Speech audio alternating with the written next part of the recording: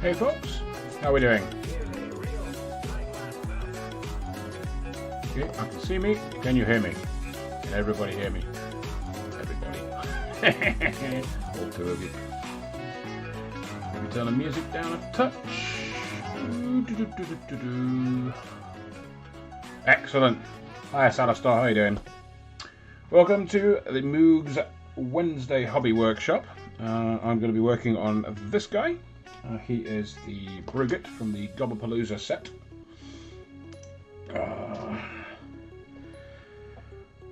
Everyone full of mince pies and festive goodness. For those of you watching in a few months' time, but this is just after Christmas.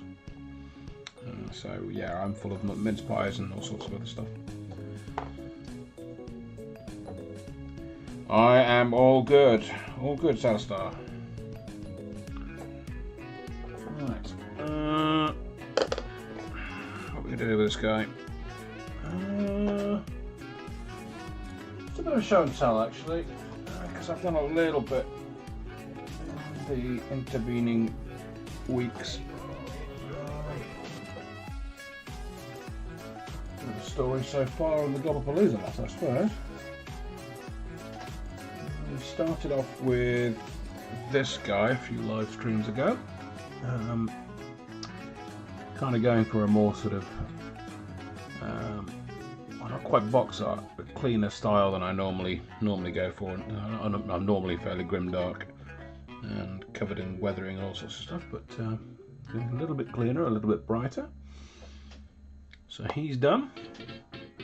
We assume, we perhaps shouldn't assume.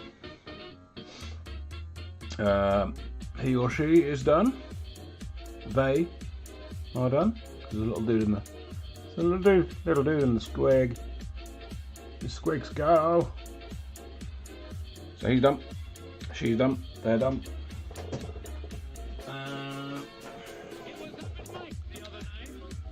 Can't remember whether they did this on a live stream or not, but he or she is done now. Four-legged goblin.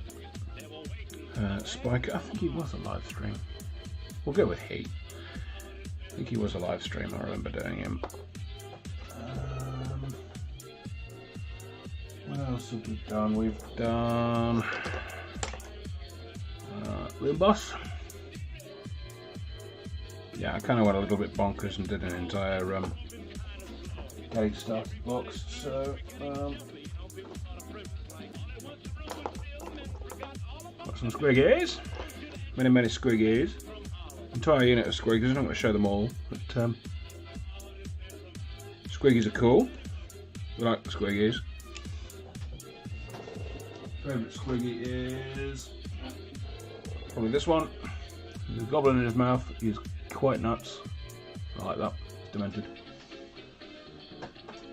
So that's he's a squig herder. The mushroom. And here we have a squig herder who is made of bad decisions. That is an impending bad decision right there. I don't know what he's about to clap his cymbals together behind. Oh, they scare the squigs into combat, don't they? Yeah. So that's what he's doing.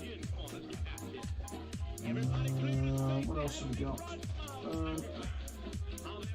That's another squig. You don't need to see any more squigs. Shoggoths. Again, I'm still working on these guys, but I'm liking how they're turning out. It's mostly just detailing like these bits I need to concentrate on, doing the leather and stuff, like I've done that. So that's that dude. I've got this dude as well. He's quite cool, liking how he's showing up and turning up and turning out. He's very cool, I like him. And this dude, who's like a mini diorama. I used the squig herd's goading stick there. One of the options is they get one of the squig herds gets a goading stick instead of the mushroom fishing pole.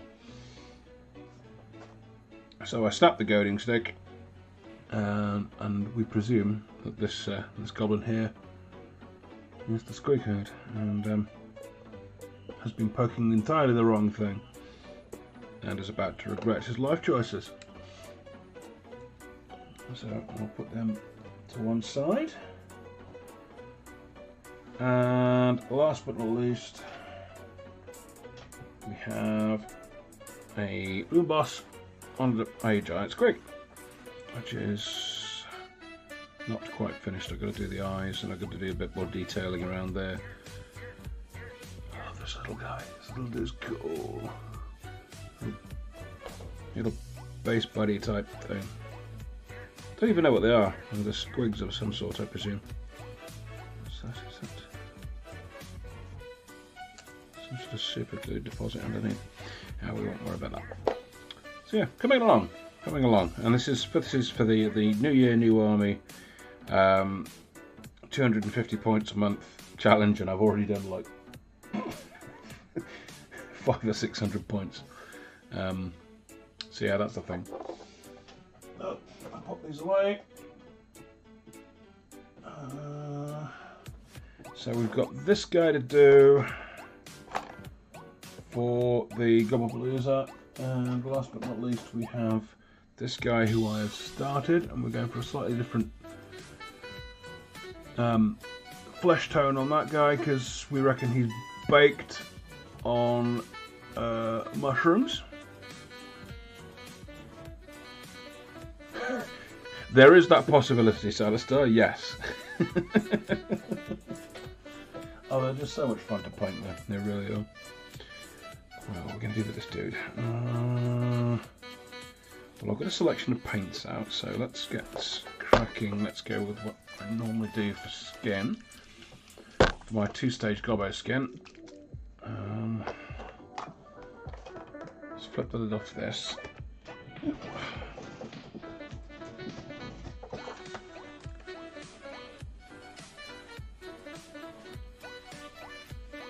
Oof, gosh, right, okay, that a whiff of mould off that.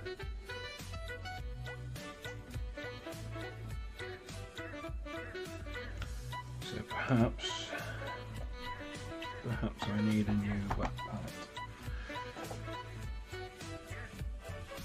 because this is dying anyway.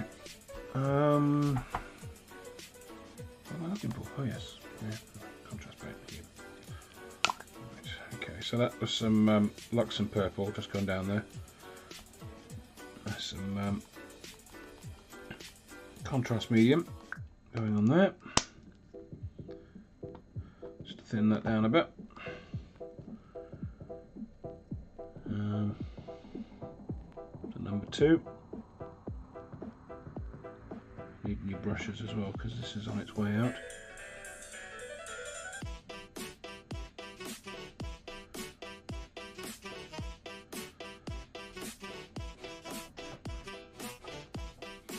Apologies if you lose sight of the goblin, because we all know if you paint green skins purple, they disappear.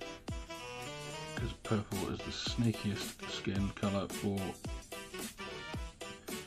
green skins.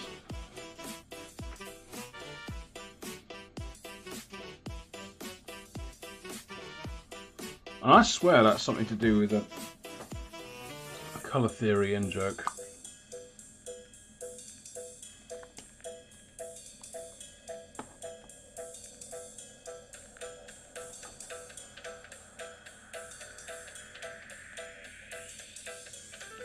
Because purple is the perfect place to start if you're doing green skin. Or green anything really. It's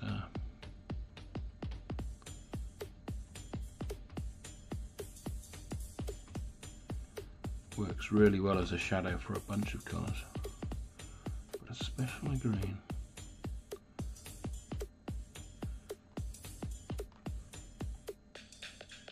If you've not seen my two-step green skin technique before, prepare to be amazed at how effective and ridiculously easy it is. Literally anyone could do this with the correct paints.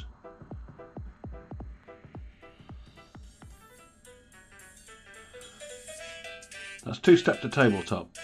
If you want to do, you can take it further, and I'm going to do that to get a prettier miniature out of it. But you can certainly just use two steps to get to a tabletop skin colour. Desaturated, quote unquote realistic looking goblin skin, or as realistic as goblins can look.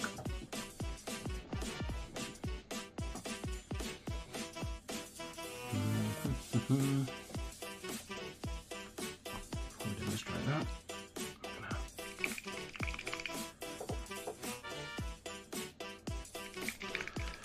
how did I come up with a purple undercoat for the green skin? Completely by accident. I have a bust of a goblin, and I was actually going to do him purple skin. Because why not? And I changed my mind. I painted it purple. It was all looking nice. And I thought, well, what happens if I stick a load of Tesseract glue over the top? So I tried it. You know, so it was a 3D printed model, 3D printed bust. I think it cost me about maybe 50p to print out, so it wasn't a great loss. 3D printers are great for experimenting. So yeah, I chucked a load of the Tesseract glow over, and I thought that was really nice.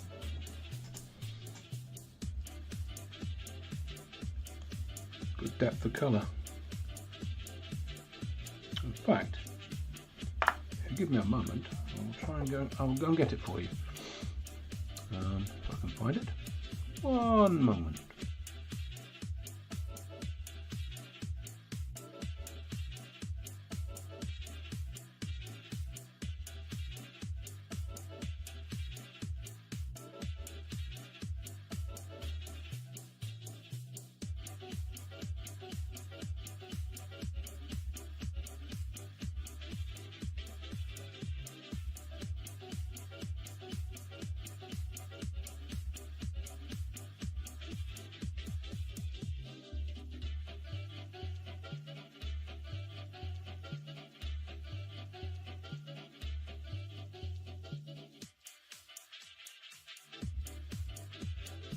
Back.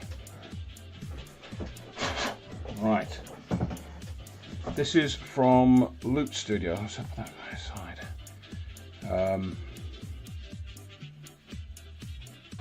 Yeah, a bust from Loot Studios. And he was going to have purple skin originally. And I thought, well, no, because I'll do the hood in purple.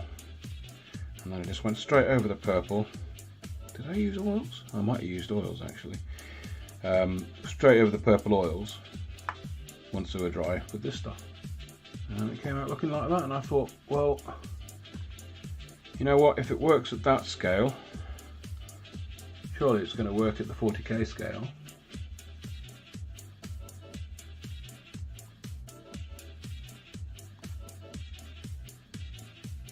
And that's how it came out. I think it looks quite cool. Sarcastic Monkey, you appear confused. Are you alright? Am I still broadcasting? Hello?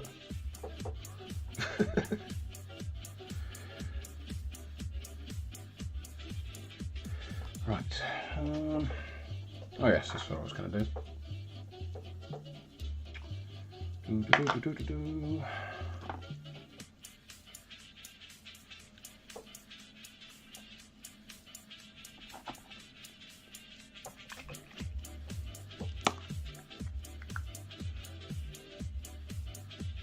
Get some yellow paint, and it's all yellow.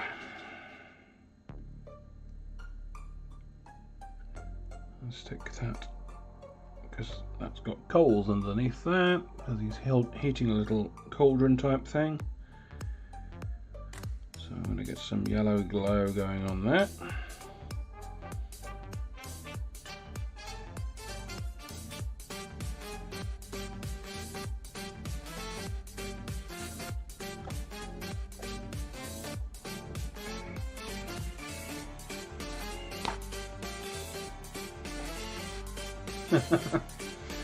No, that's entirely fair. Entirely fair. Start with a flash, don't need that. That's straight yellow, there we go. I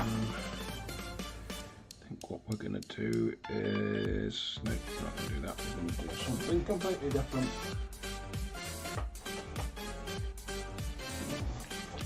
Use a wrapping grime.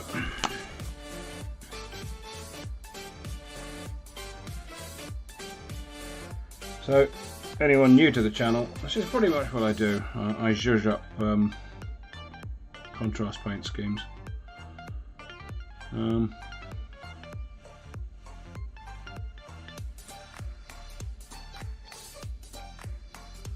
never going to win any golden demons, and I'm fine with that. But I like getting reasonably decent looking miniatures on the table, and for the most part I think I achieved that. For the most part.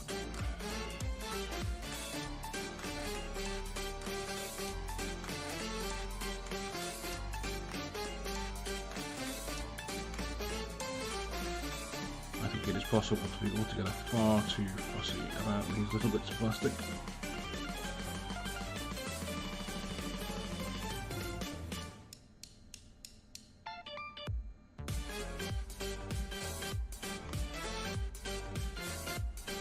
When it comes to things like non-metallic metal and these other trends that are doing the rounds, you don't need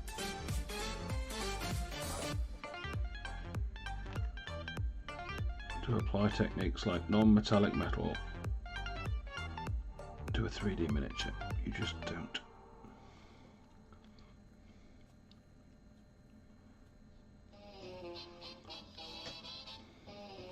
I mean, don't get me wrong, it looks cool, but it takes an awful lot of time, and you end up with an effect that looks a little bit better than if you just put metallic paint on it. But honestly, is it really worth the effort? I don't think so. But that's just me, you know. You do you. You do you, boo.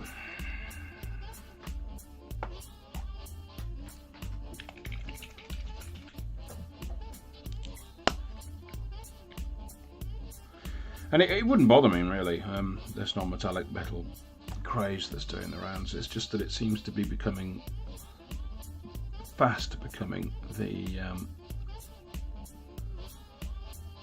one of those things you need to be able to do, need in heavy inverted commas, need to be able to do in order to count yourself as a competent painter.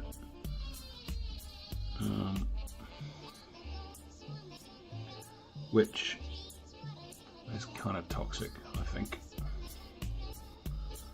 It is a toxic attitude, and is being used by certain elements of the community for gatekeeping purposes.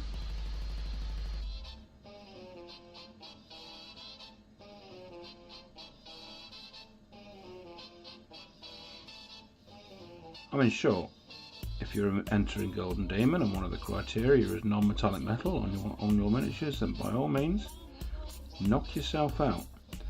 However, you do not need to be able to do it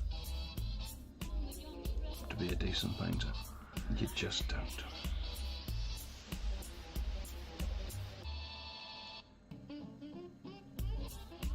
There were decent painters painting decent miniatures long before somebody decided to apply a 2D technique to a 3D model.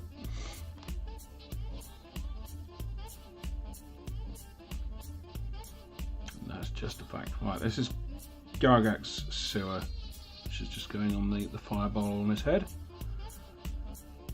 And probably a few other places besides. Yeah, I'm going to hit up the cauldron as well. Because Gargak's sewer, as I'm sure my regular viewers will know, is my go-to for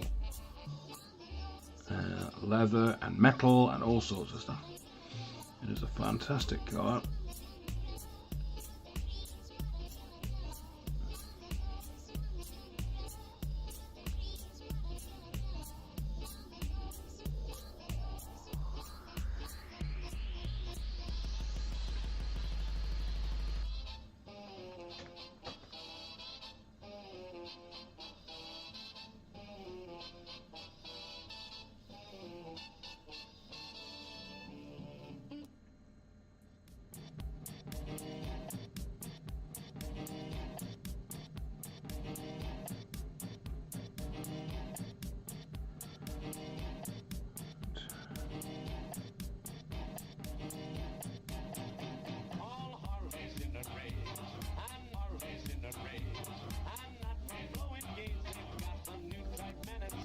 Decide what to do with the bubbles in a sec, but they are going to be simple.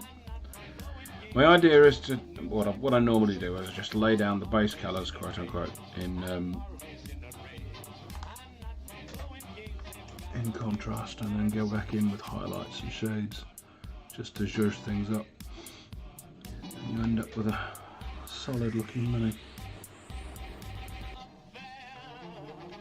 It's not really speed painting, it's not really anything, it's just a white paint. Keeping is just stupid. Some people or monkeys painting itself is enough of a challenge. It just makes it harder. Yeah, I mean, you're not wrong. You're not wrong at all. You're not wrong. But then it's the internet, and the internet is populated by dicks.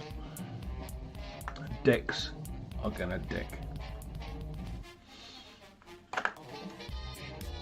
And there goes my PG cert. I'm just losing the moisture on my wet palette here. Bear with me a second. A bit more of that under there.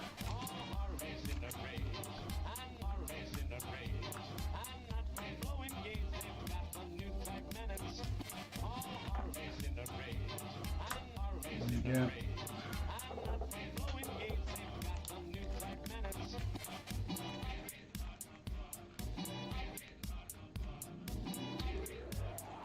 There was some wet paint on here. Oh well, never mind. Right. Okay.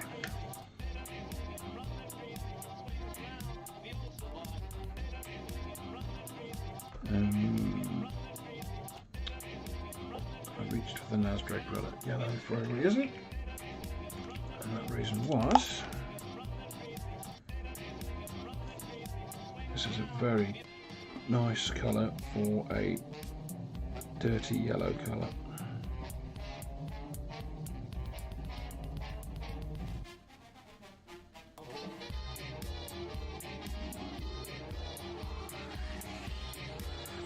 can then be staged up with things like Yandan yellow.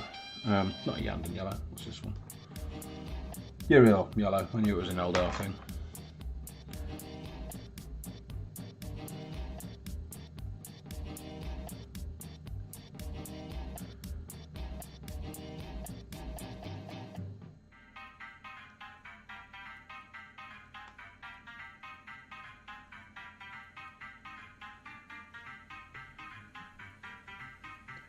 And it adds a little splash of colour, a bit of the yellow colour, to an army that might otherwise be just black and green, bits of red everywhere.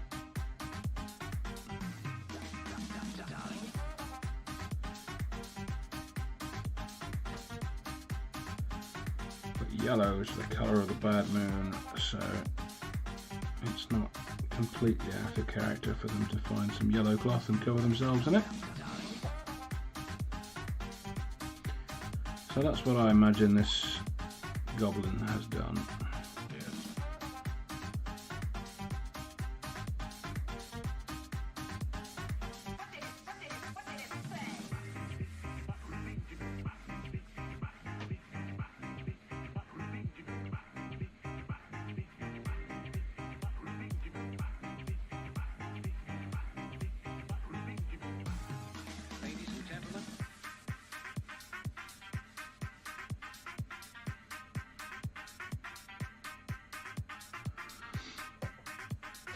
See, the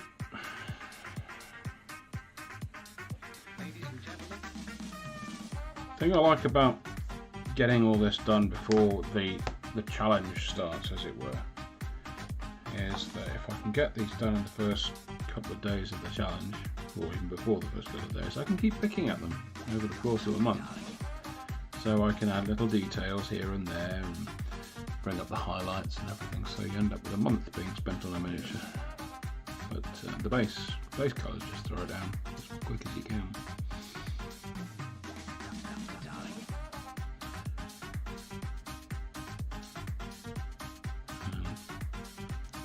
Just thinking in terms of this guy nicking some yellow cloth from somewhere and just draping himself in it, and I'm already thinking in terms of maybe attempting to freehand or get some decals or something to make that look like a banner he's draped over himself, a Cities of Sigmar banner. I possibly won't do that, but it's an option. I also like checkered patterns, these guys. I do not like checkered patterns. Checkered patterns are the devil. I can do them, they just take an awful long time and they look cool, but I lose patience with them. Right, okay. Let's get some of this magic going on. So that's Tesseract Glow, and it's going on over Luxon Purple.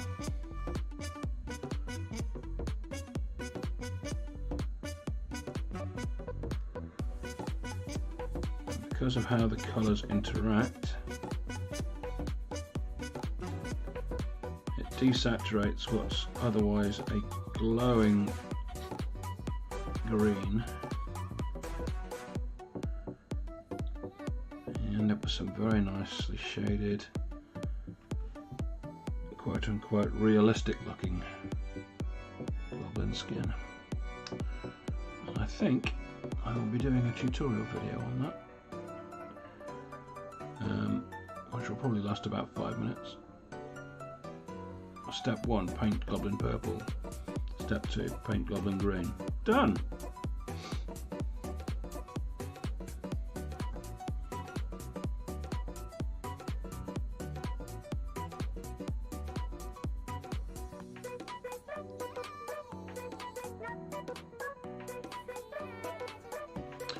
I could probably dress it up a bit more than that.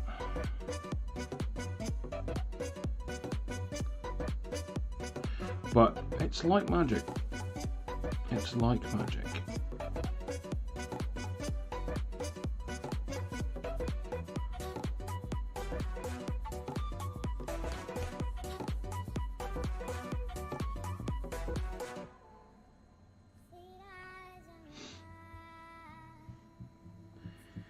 I think a big part of what makes it work is that Tesseract Glow is a transparent paint and skin is transparent. I think that has a lot to do with the effect.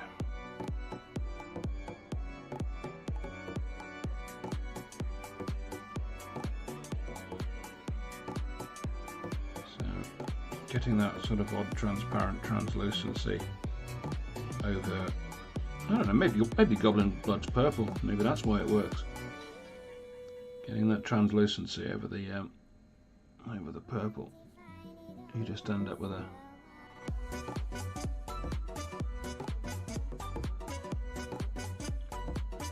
nice skin effect.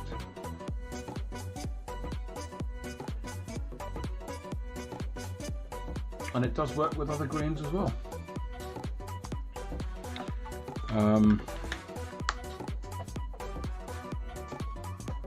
It says looking around for some orcs. I don't have my orcs to hand. But if you check my Instagram my Instagram account, I've put some pictures up of some orc commandos with, and that's all the same technique. It's just for one I've used not that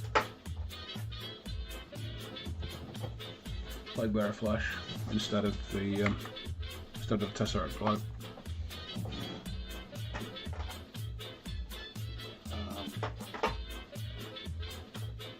I think I chucked in some AoS Dunes as well. It might be AoS Dunes, just to vary up the skin tone a bit. And that works really well. Right.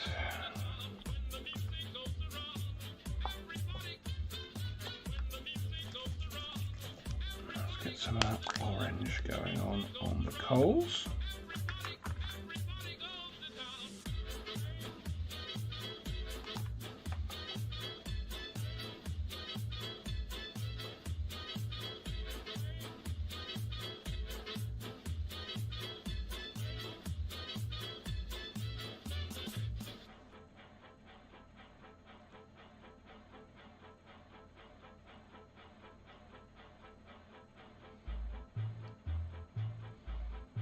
This will look a lot better when it's finished.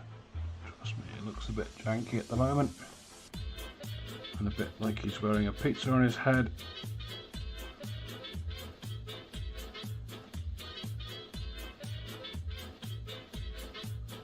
At this initial stage where I'm just building up, with the yellow being the brightest, and build up through orange.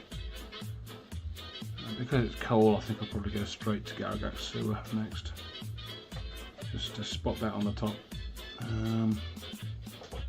might chuck on some grey as well.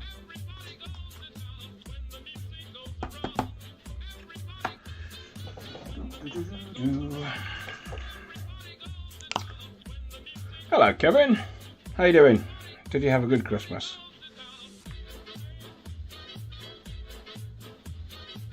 Hope you did.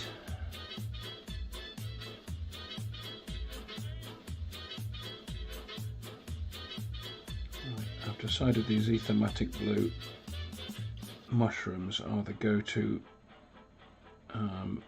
loon cap mushrooms that these goblins like to eat.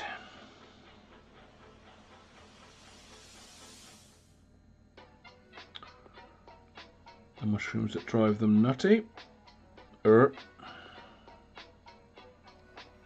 there's all sorts of good things going on the back of this guy's backpack. We've got a honey pot there, got some mushrooms there, there's a frog there, looks like bat wings there. That's kind of cool. There's a lot going on.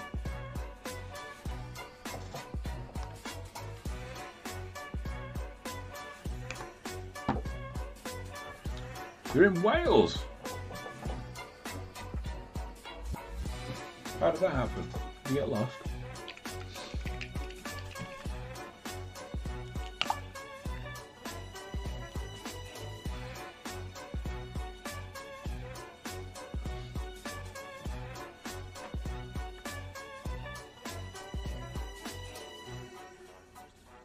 Yeah, if you're in Wrexham, turn northeast, otherwise things get sketchy.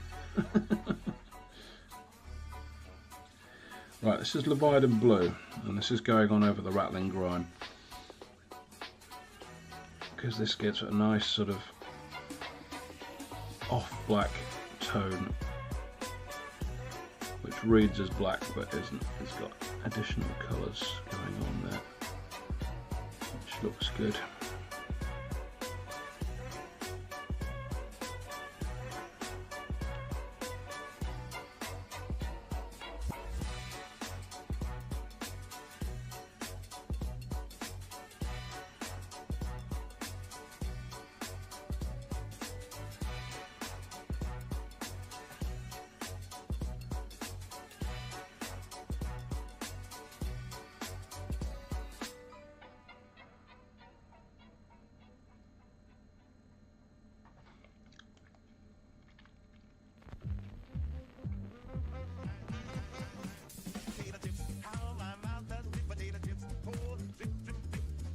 Clear up a mistake there. So I'm just voiding the brush, taking that little bit of contrast paint back off the yellow.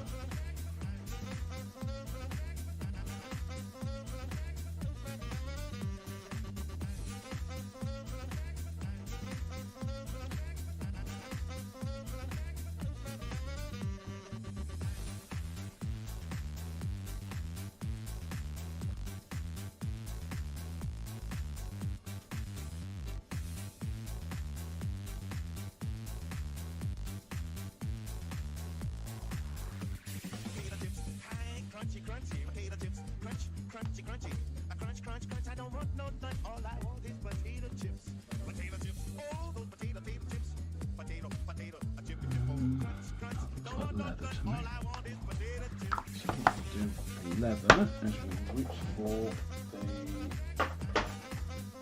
stars. Primary mountain high. Nope, we won't do that.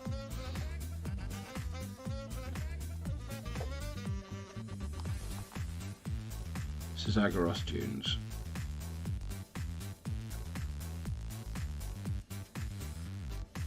So I wanted a light coloured leather.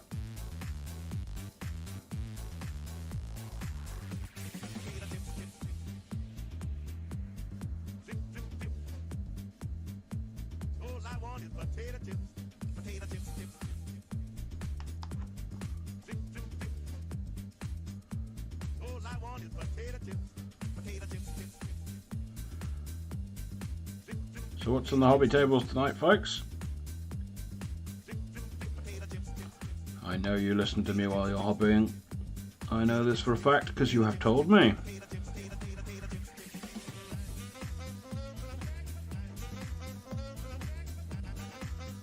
I've been told that you cannot chat and hobby at the same time. Nothing!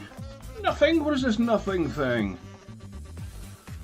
Surely you must be doing something. Can't just be listening to me wittering. That can't be a thing.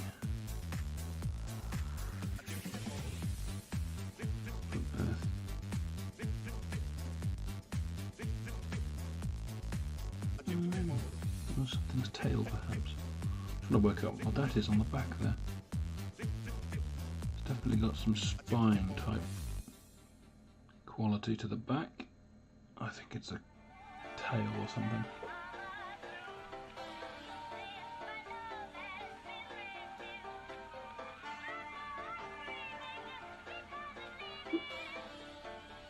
Prepping minis for January.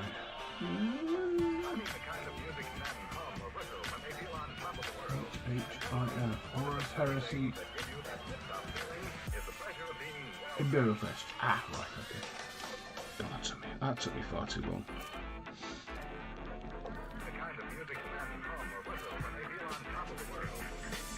You kids and your crazy acronyms.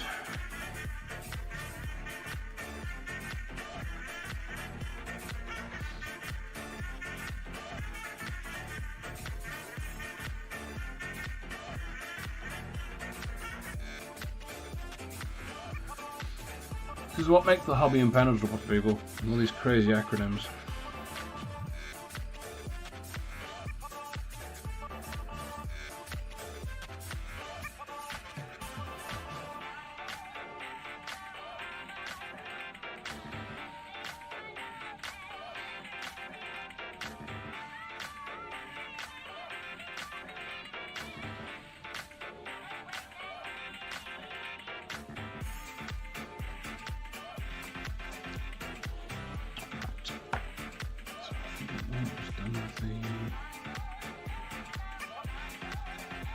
Maybe. I think, yes. Okay, we're done with that. The kind of music men hum or whistle when they next is, I don't know what we're going to put.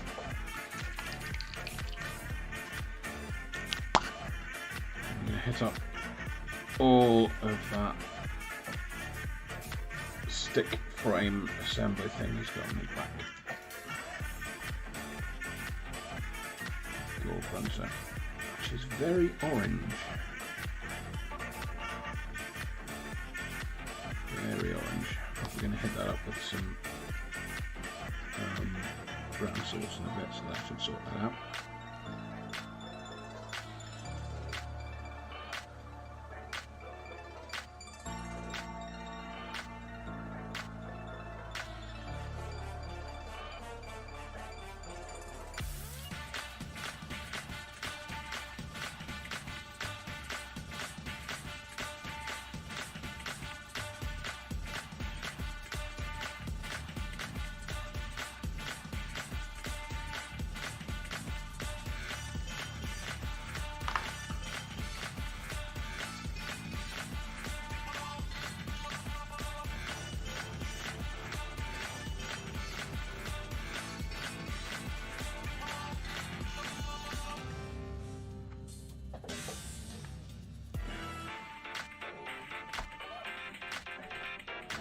As much as I like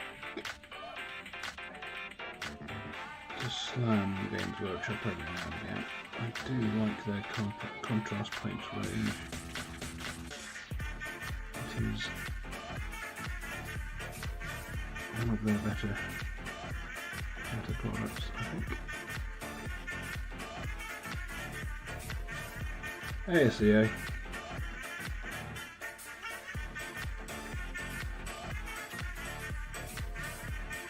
Welcome.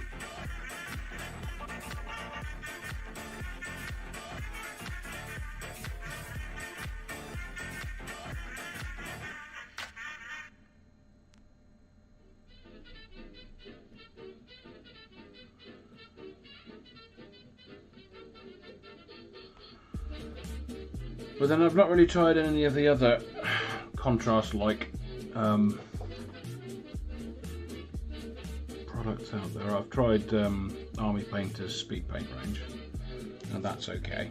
It has its problems, or has its things of which one needs to be aware, put it that way. But I know there are other products out there, and I've not tried them. But I do like contrast paints. They're a good solid product.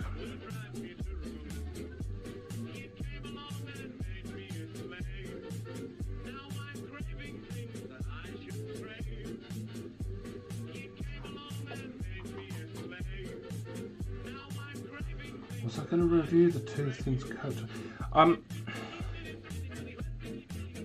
I don't remember saying I was going to review the Two Thin Coats range. I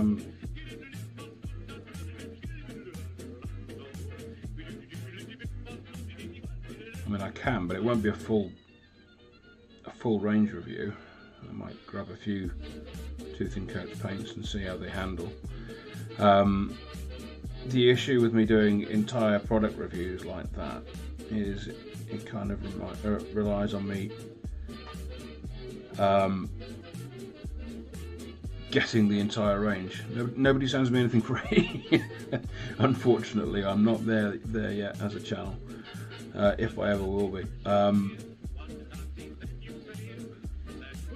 I mean, Duncan, if you're listening, you want to send me some free paints, then by all means, please do so. I will review them objectively upon my channel to my 5 loyal viewers.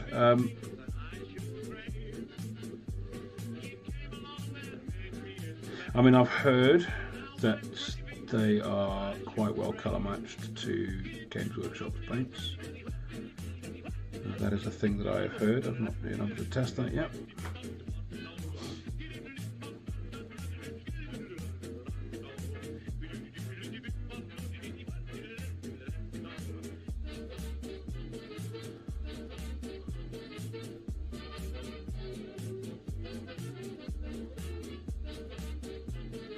I know you can get them in Element, so when I get them, I will be getting them slightly cheaper.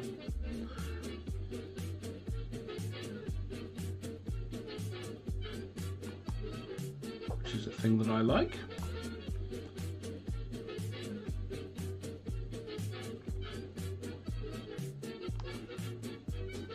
You see, now there's some more colour around those coals. It doesn't look too...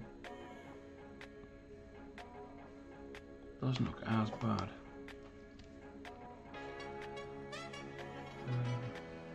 I might actually use a little bit of this gore grunter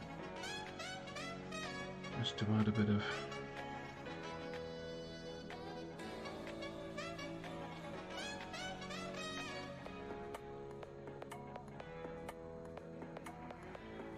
coal type effect. Just spot it. With flames and hot things, you kind of highlighting in reverse, I suppose, is the easiest way to look at it. The innermost part is going to be the brightest, and the outermost will be the darkest. Whether you take that up to red, or as I'm doing here, taking it all the way up to browns or even blacks, you want to be going in reverse.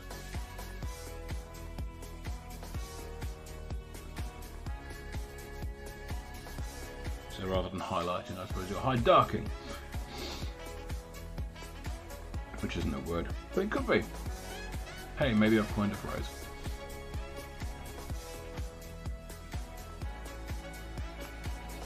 So that's what I'm doing here.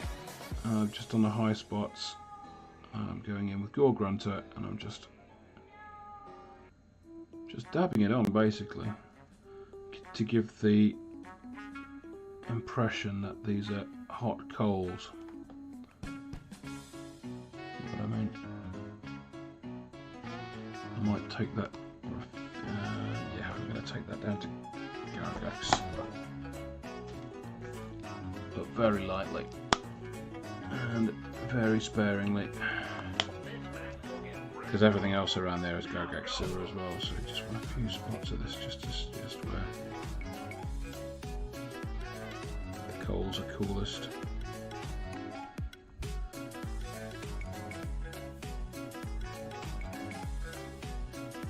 Well, you almost stipple it on, I suppose.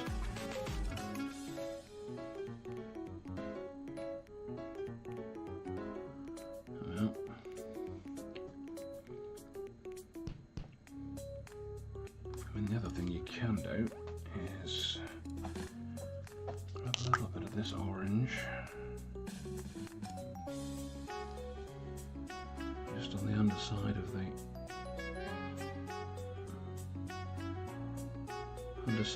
pot. Start creating those reflections and sense of heat.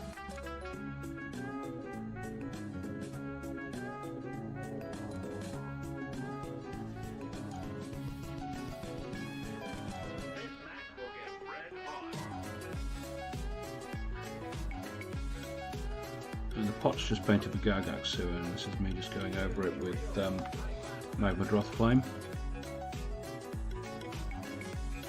Just building up a little bit of colour and reflection under that.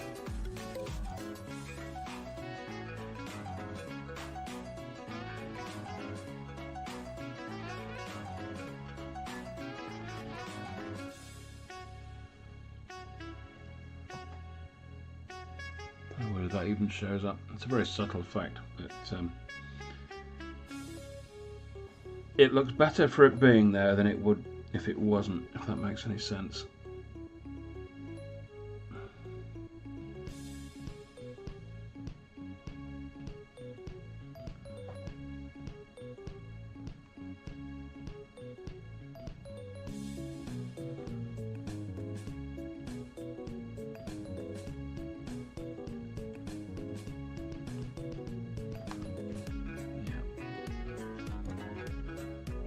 What I mean?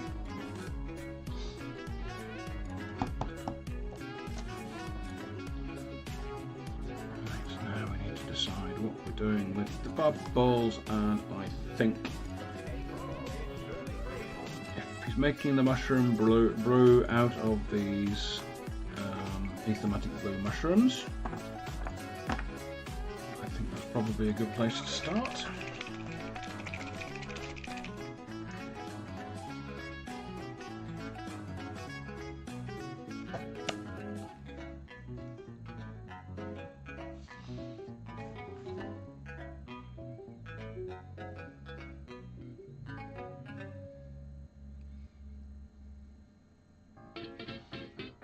Aethematic blue is another one of my favourite paints, especially for AoS. It's just very good at creating magical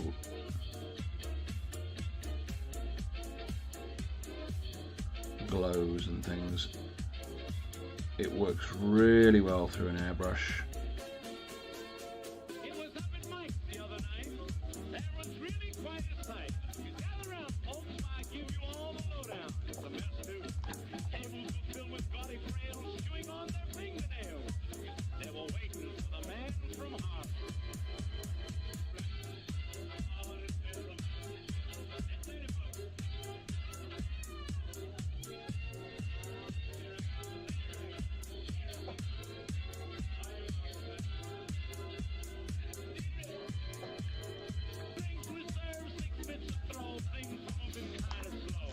Let's get his eyes done before I forget.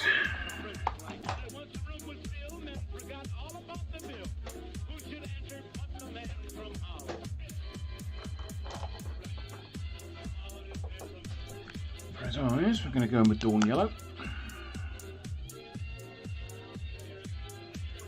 Tiny little bit Dawn Yellow.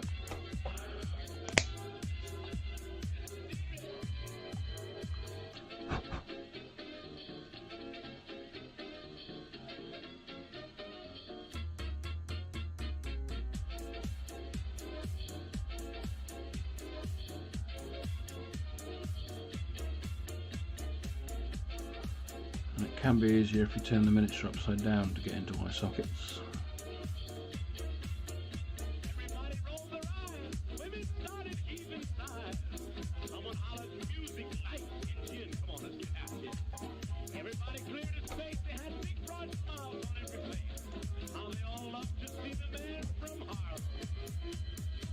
See his eyes have come out there.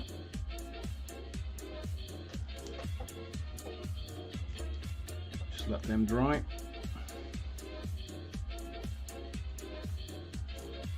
Especially once we've got the Dawn Yellow. I'm just going to zhuzh up those coals a few.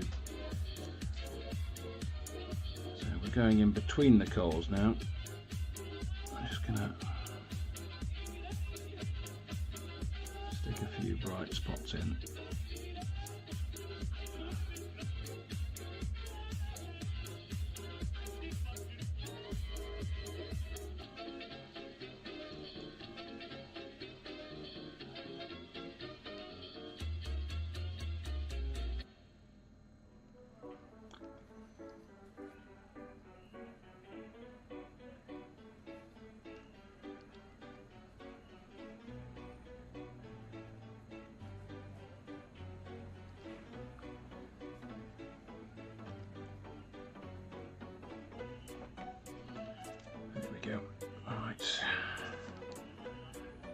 think that's mostly the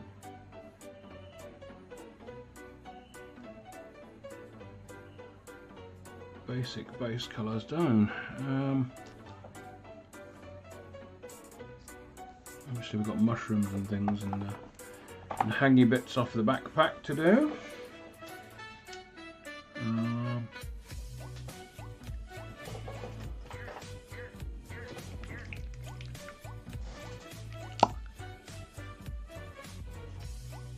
That's volupus pink. Yeah, why not?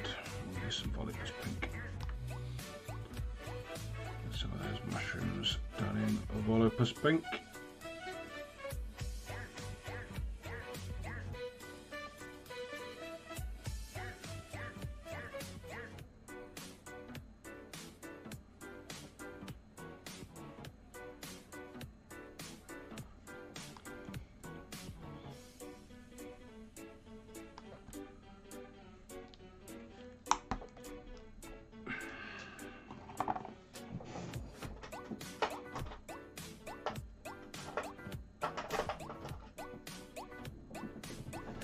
Scales.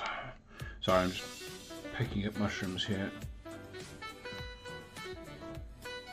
Get some colours, nice vibrant colours for the mushrooms.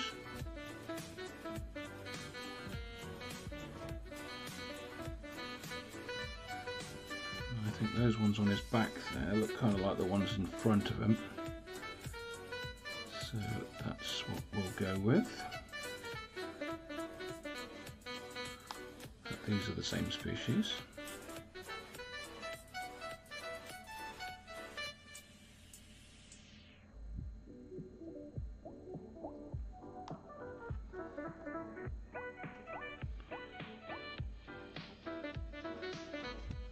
Whether you heard me say, but this is Croxigore scales. I may have muttered when I grabbed it.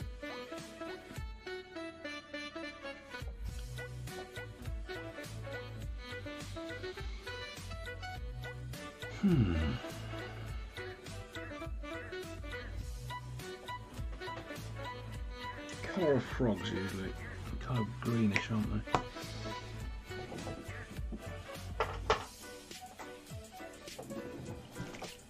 Let's go with Plague Bearer.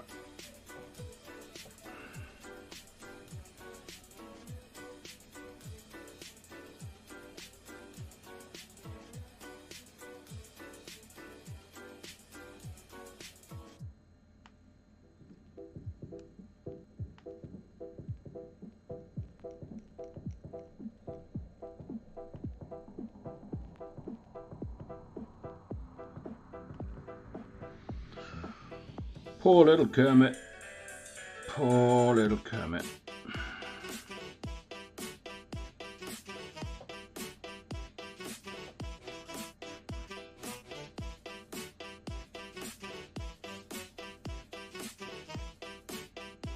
Little snail or something on top there. Kind of cool. Keep spotting little details. And there's a snail there. There's a snail there and there's a snail there.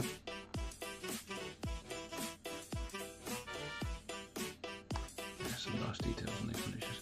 But I'm really enjoying painting them. I really am.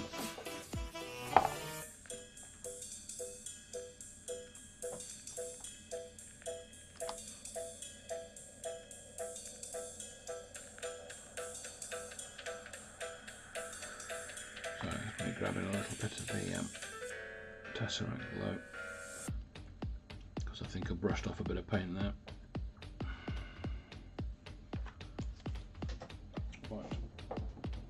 The eyes are dry now. So I'm just going to grab a little bit of this Berserker Blood shade.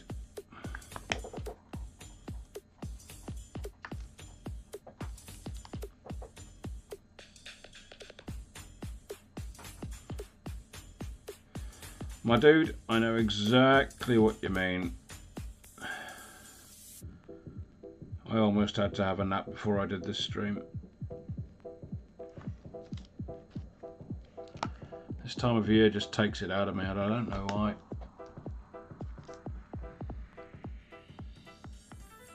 Just want to hibernate. I think we're supposed to hibernate as a species, I'm convinced.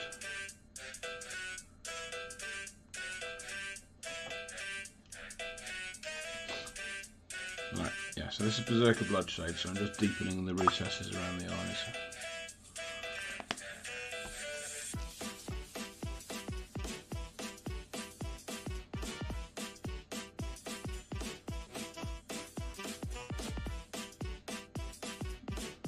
I'm just going to get some red into the mouth, pick out the detail of the face.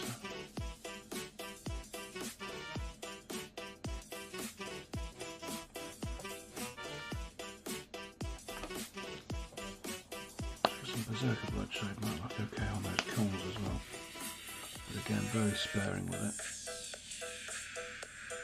because we don't want to get the shade too much down into the recesses.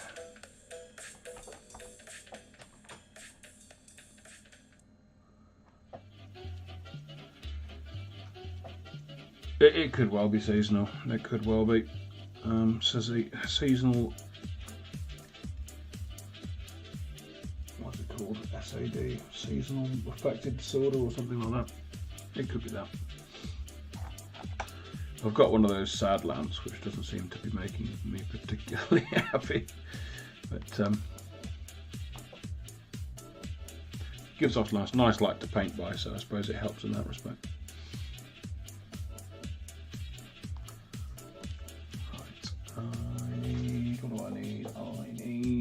Powdered witch flesh. What was that? No, that's not. That's dry.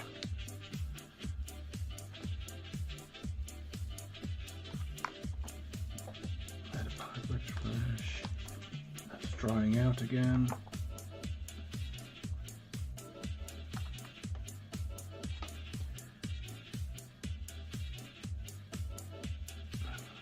Got some highlights on these bubbles so it looks like they're shiny. I'm just doing a little spot because the contrast paint is doing the heavy lifting here. Just need to add a little spot highlight on each of the bubbles in approximately the same relative position, just to really sell the spherical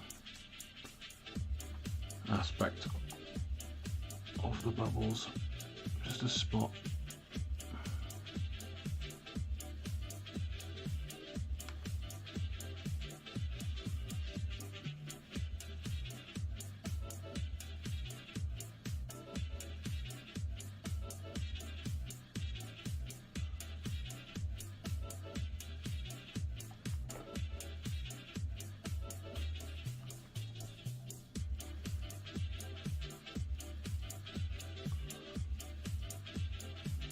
Out already.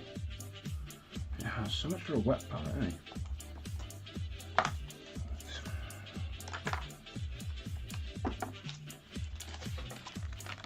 Yeah, I think I'll be replacing my wet palette with one that actually stays wet.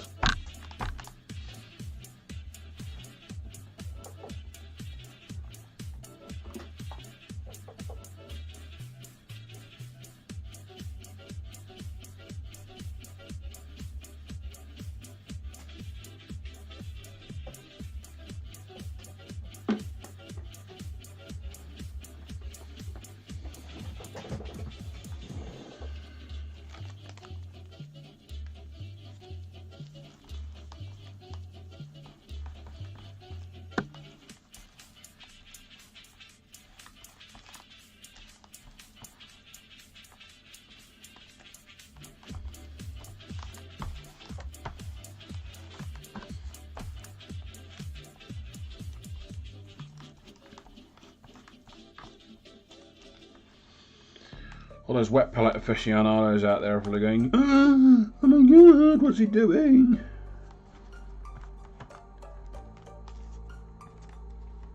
Well, this is how I use a wet palette. I know, it's all supposed to be perfectly flat and perfect and you know, life's not like that. Life's wrinkled like this. And wet and soggy. Not quite correct.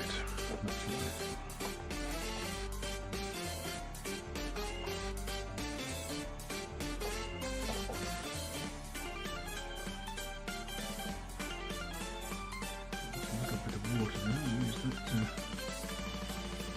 the paint down a sec. Yeah, I can get some proper highlights going on in the bubbles.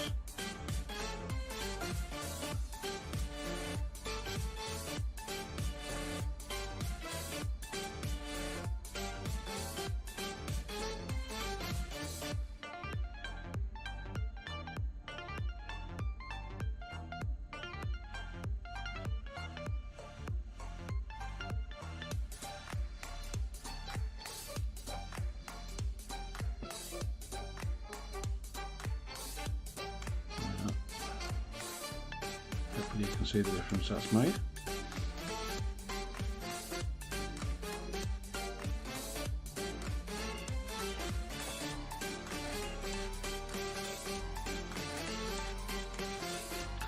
Because you know, otherwise there wasn't much point in me doing it.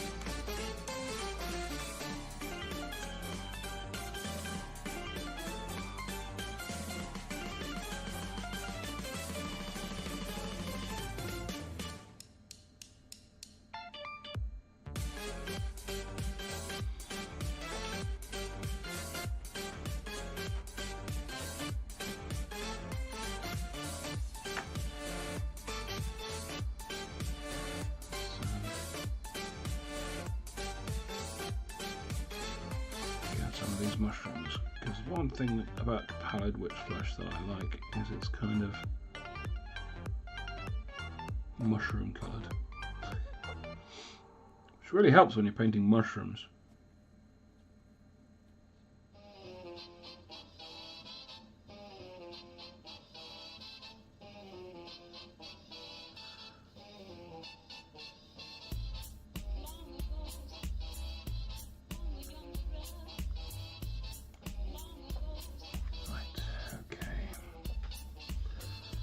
Where we're going to go next, I think it's time to start highlighting, isn't it? Right, okay, let's pick up a little bit of this Tesseract Glow, put it with the rest of the Tesseract Glow. Add a little bit of the Pallid Witch Flesh from Impart.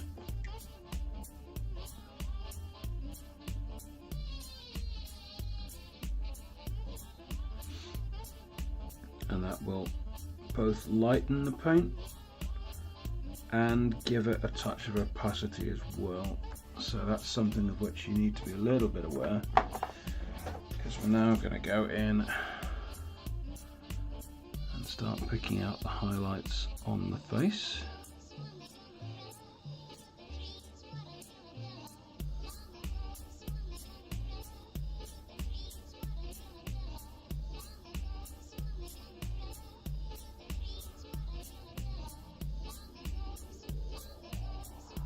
Not really caring too much about smooth transitions, because these things are tiny, and frankly if you're looking at it from that sort of far away, well, is it really a wargaming miniature at that point? Like I say, I don't paint to win competitions, I paint for the table. But I like to have very good looking miniatures on the table. So my benchmark is, if it looks good from arm's length, it's good. If I can make it look good from closer than arm's length, so much the better, but I won't lose any sleep over it.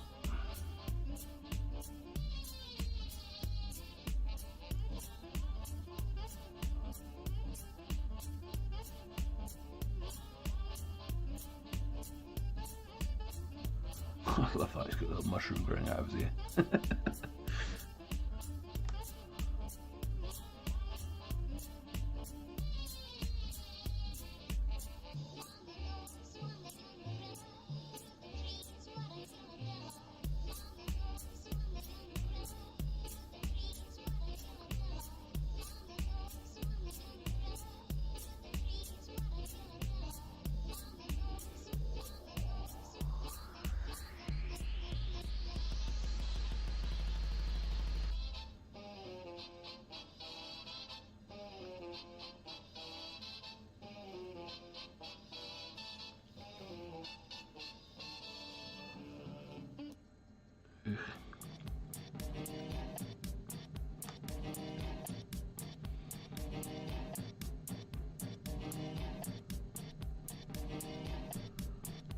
tracing the bones on the back of his hand to dot out the knuckles.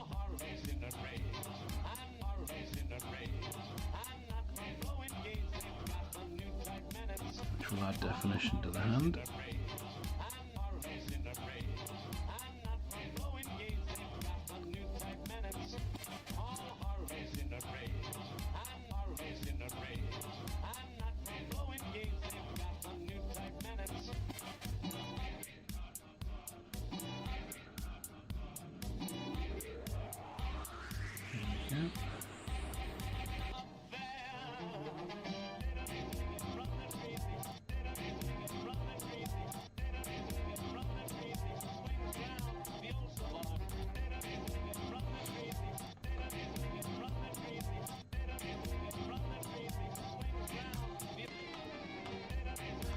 Because we're going studio style, we're just going to grab a bit more,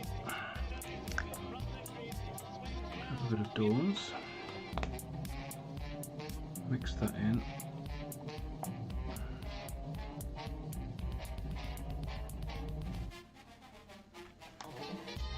We'll raise that highlight even more.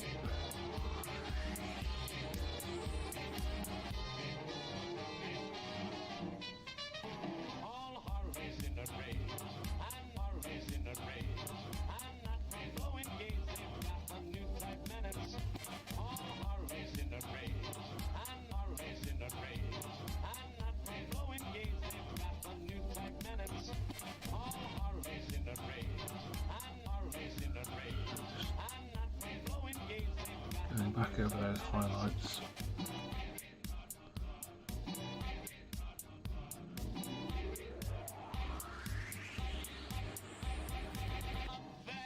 Even smaller areas. Lighter brush strokes.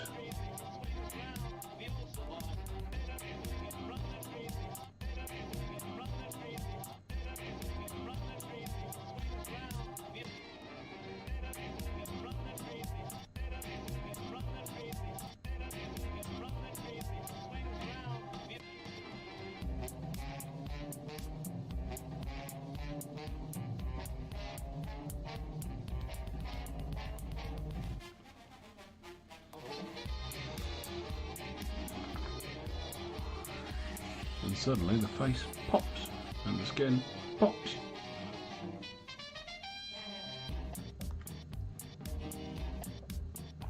I'm just going to have a quick.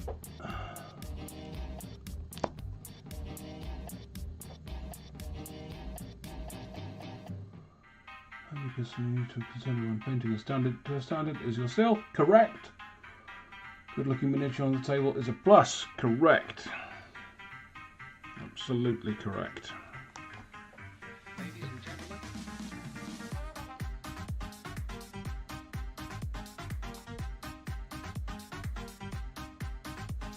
Right, Salastar, you can do the live stream next week, eh?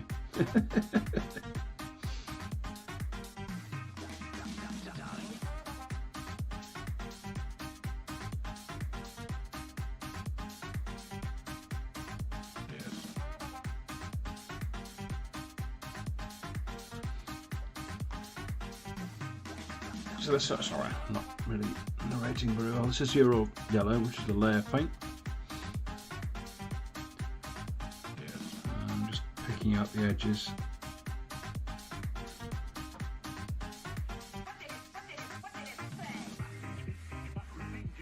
You can use this to work in a bit of texture as well.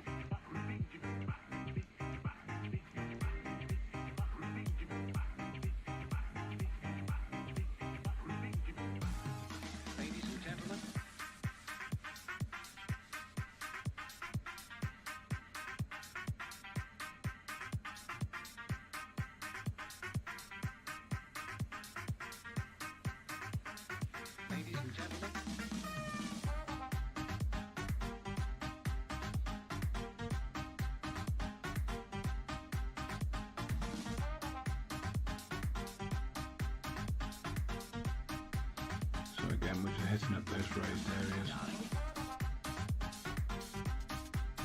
and the edges of the garment. Yes.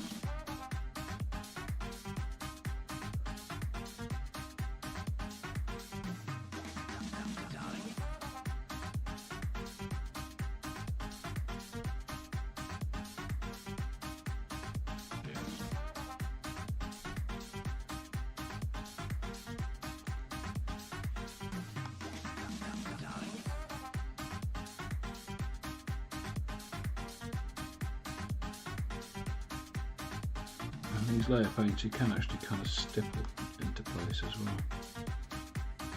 So they're thinner than base paints, a bit more translucent.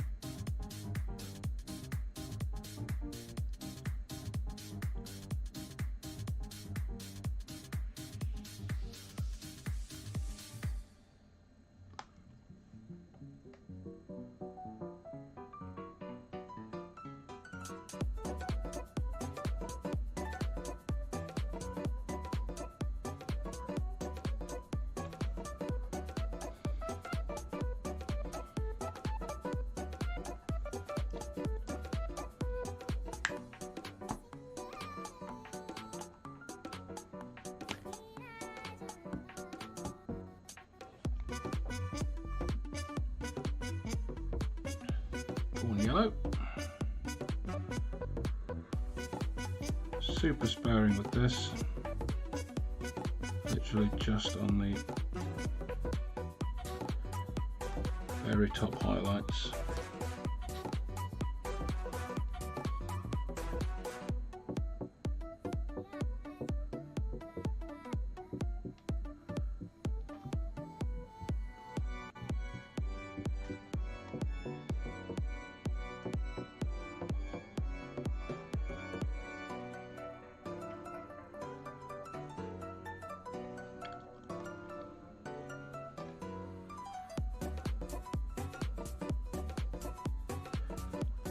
I've developed an appreciation for dawn yellow.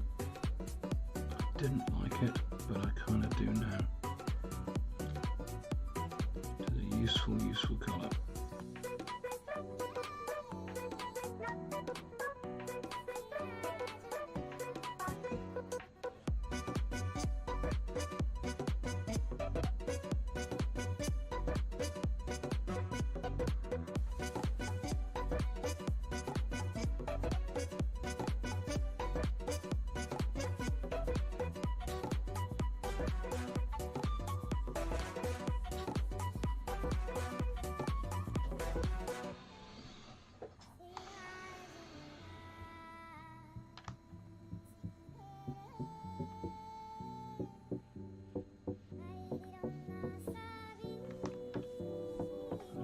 Some more extreme highlights of the face.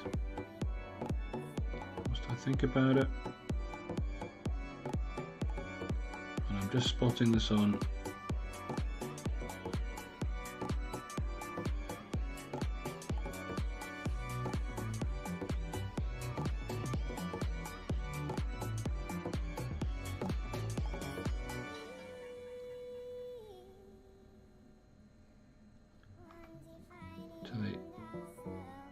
Absolute uppermost of the raised areas.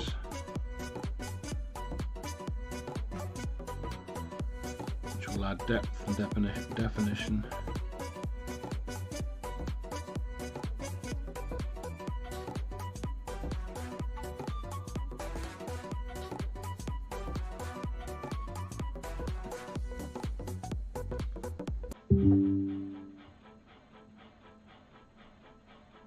Oh, did I disconnect there?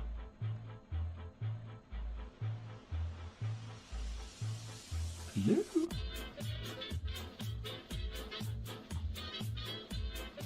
I guess not.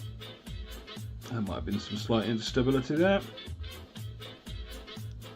But nobody's saying I've vanished. Still connected. Good. Good.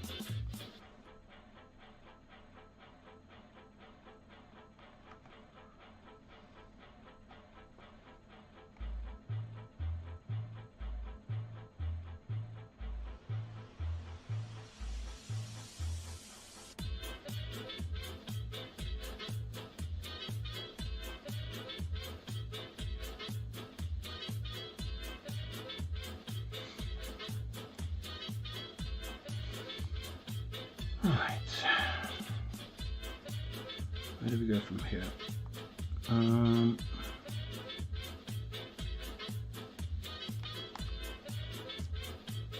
to the lake, I fear.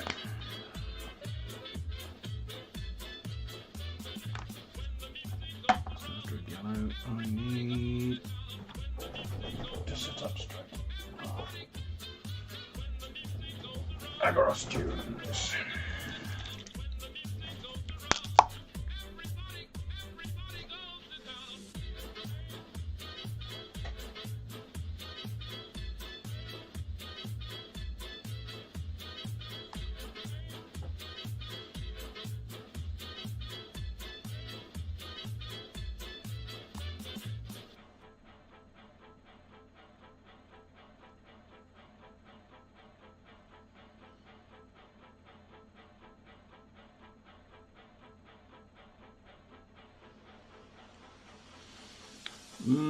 Bottles. How we love bottles.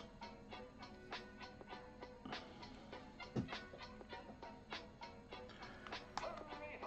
fact, as much maligned as the Warhammer Plus, Warhammer TV channel is, there's a very good tutorial on bottles on the masterclass. If you are ever worried or wondering about how to tackle bottles, I recommend looking at that.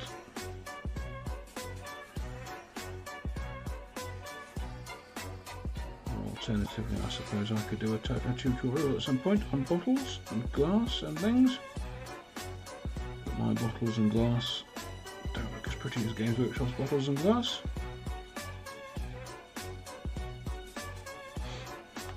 I suppose on that understanding I might as well do it.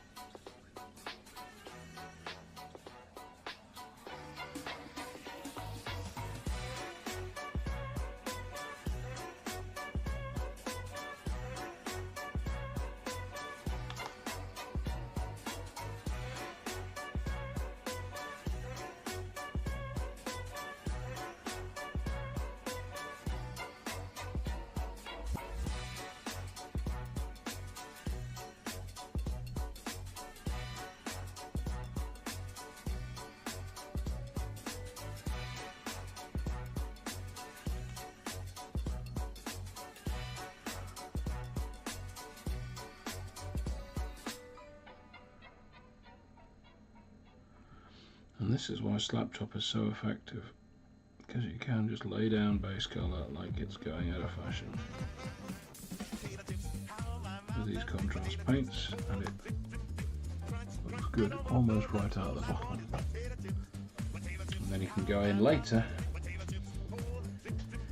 and do the highlighting and the shading and the all that stuff.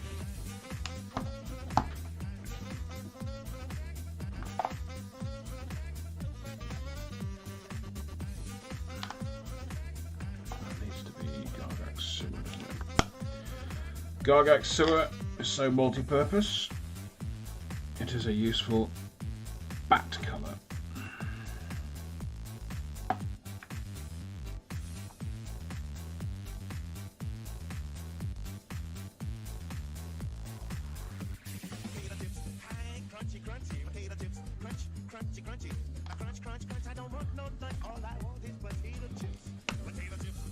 Bats ain't black, they's brown.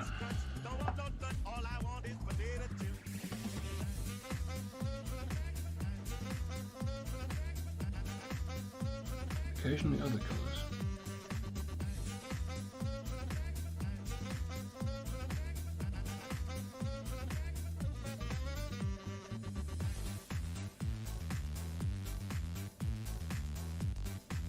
Still don't know what these things are. They look like tails. So they can both be Gargax sewers. And highlighted with some weird colours. I haven't decided yet.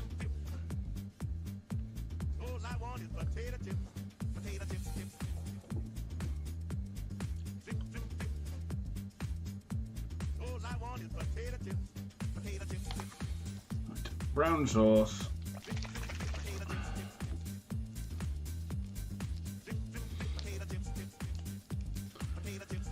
This is Seraphim Sepia, Agrax Earthshade, a little drop of Drakenhof Nightshade, and roughly equal parts Lamium Medium.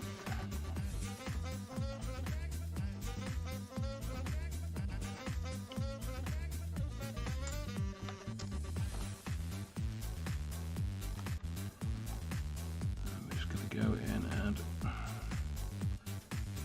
that off my brush anyway. Just shade around the outlines. Get a bit more contrast in there.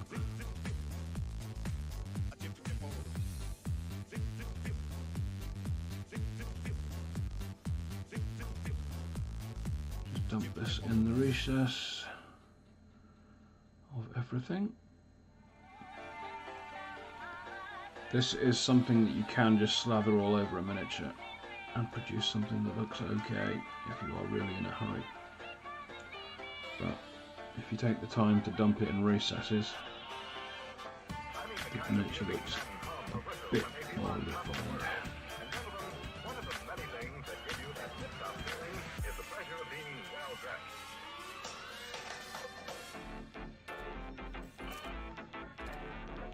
The kind of music men hum or whistle when they feel on top of the world.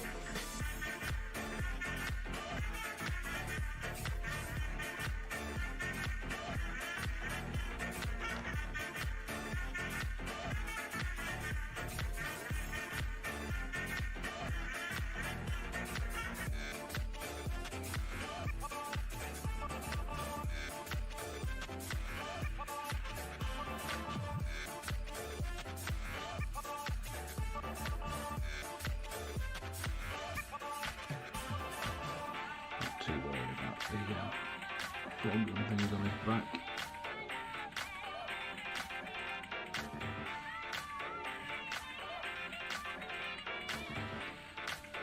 Generally speaking, I have found that if you can get the face of a miniature looking pretty good and the base of a miniature looking pretty good, eyes tend to glide over a multitude of other sins elsewhere on the miniature. So, bases and faces.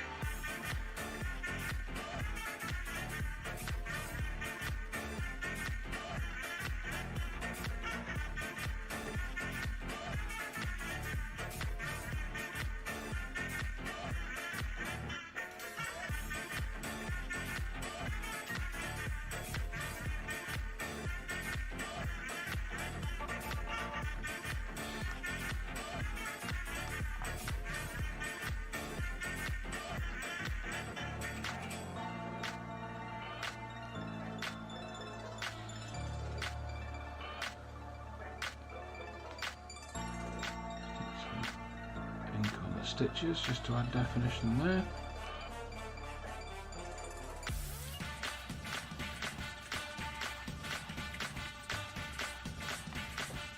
Shade round there, and ooh,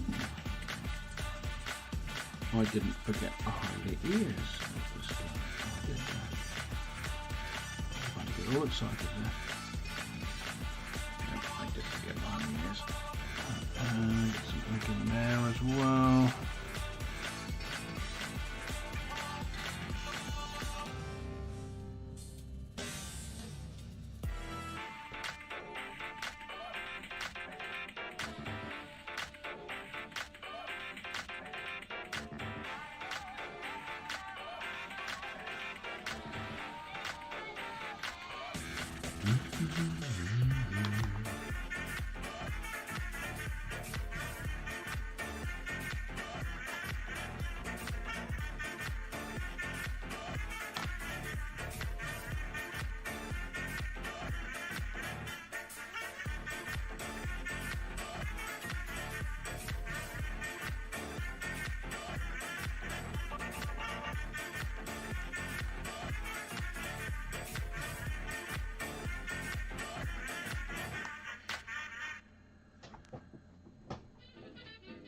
Getting there. I think I might have to do this bottle off screen.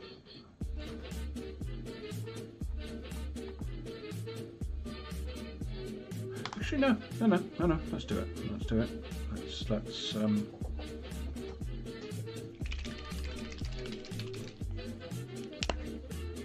Let's live a little.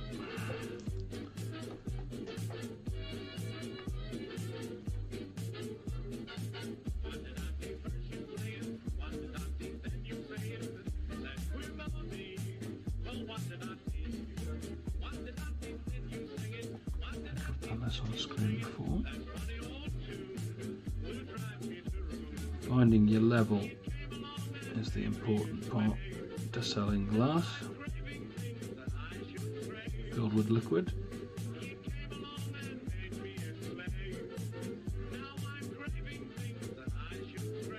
Finding and keeping that level.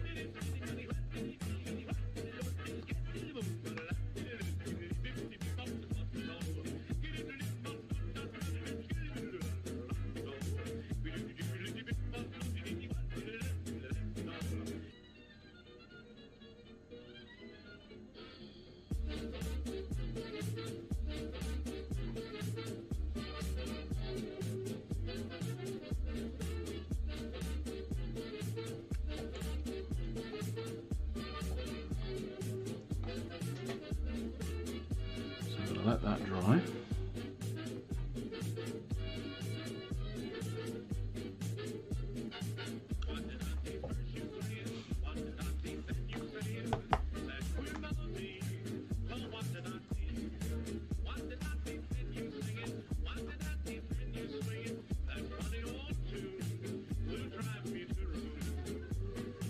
Let's go off with this mason jar back here.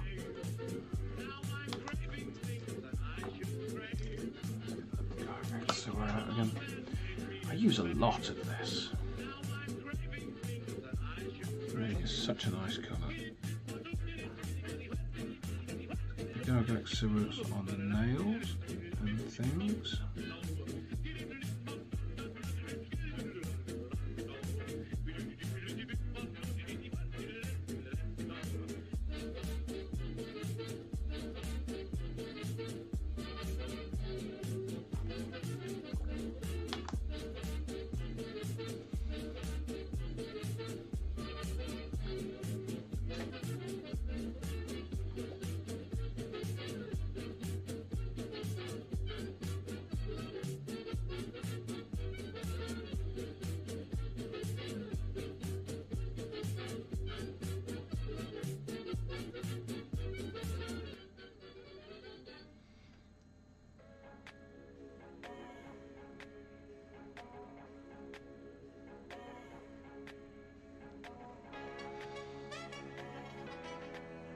Picking up the nails and other bits of metal and such. There's a bit of metal there. I suspect that's probably a gold thing there, dangling from the bottom of his staff. That looks like a nail.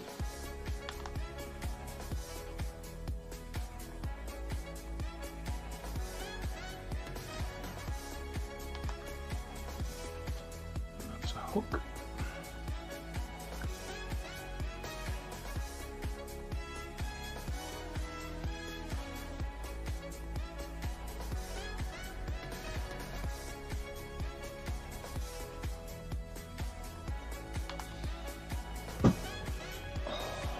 Itchy foot. That's better. Sorry, oversharing. You didn't need to know I had an itchy foot. That could have passed entirely without comment.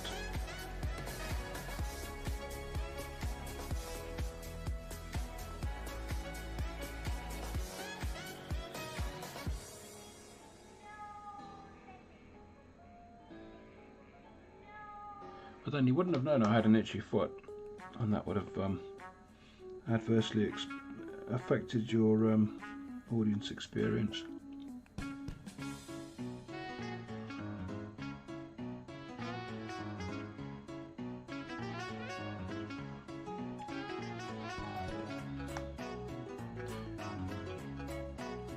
I should probably TikTok about it later, because apparently that's the thing to do.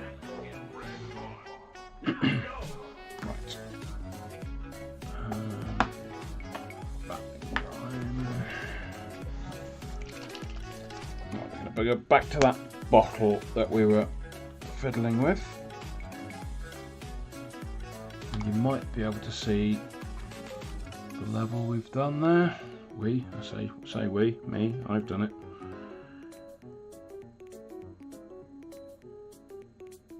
You guys are just watching. Watching like the lazy people that you are. Some of you aren't even painting.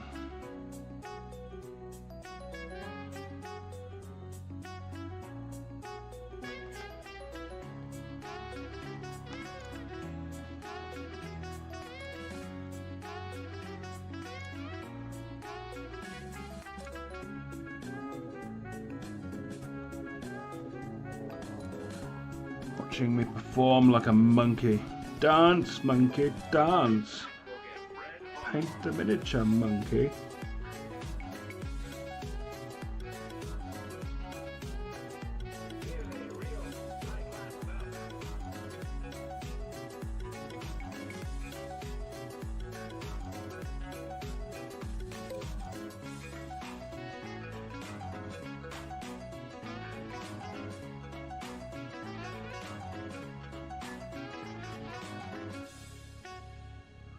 You don't have a choice, you have to. You must dance. You've been instructed to dance. Who am I kidding? You can dance if you want to. You can leave your friends behind. Ah! Knew that was going to happen.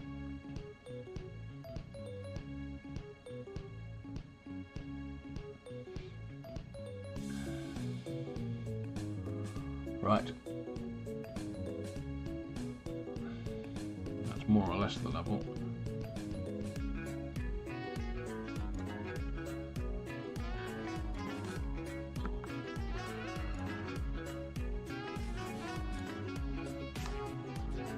Moral support. Yeah, okay, let's call it that.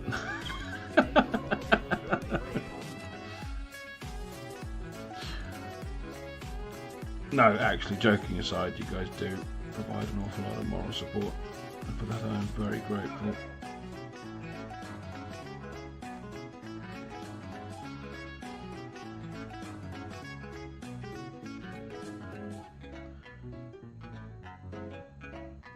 If you were ever wondering why I do this,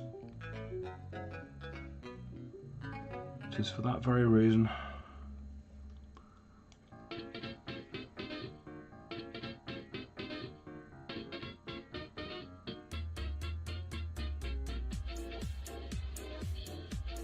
Streaming is mostly good for my head.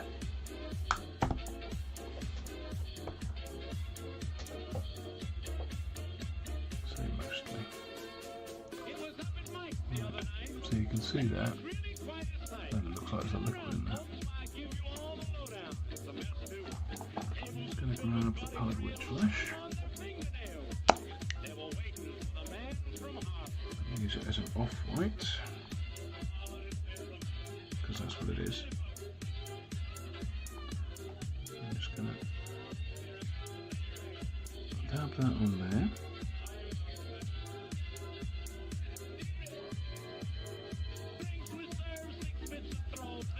Get a white spot there.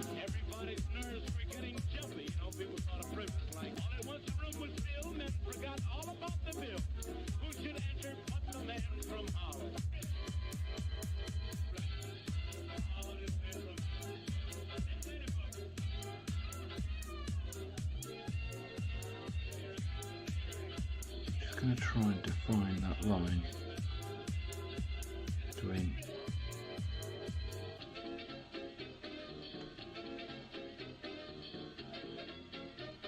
the blue liquid and the dark coloured.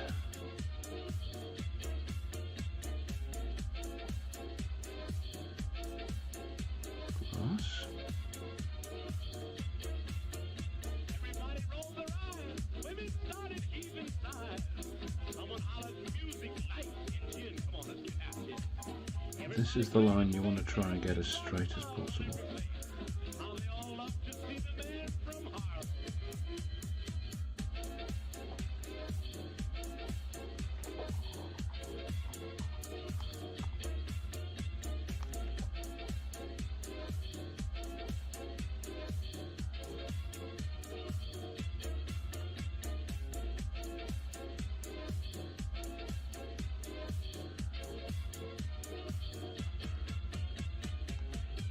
Now we've got that line in place, we're just going to stick a bright highlight in.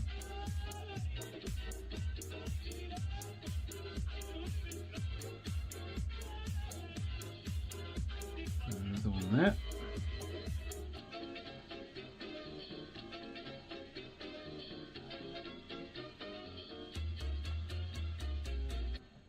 And done that side as well.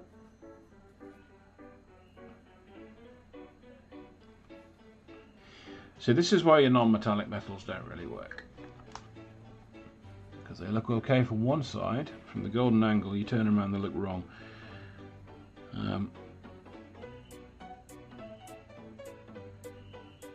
This bottle should not have 2 points of reflection. But when you turn the miniature around, it needs to have 2.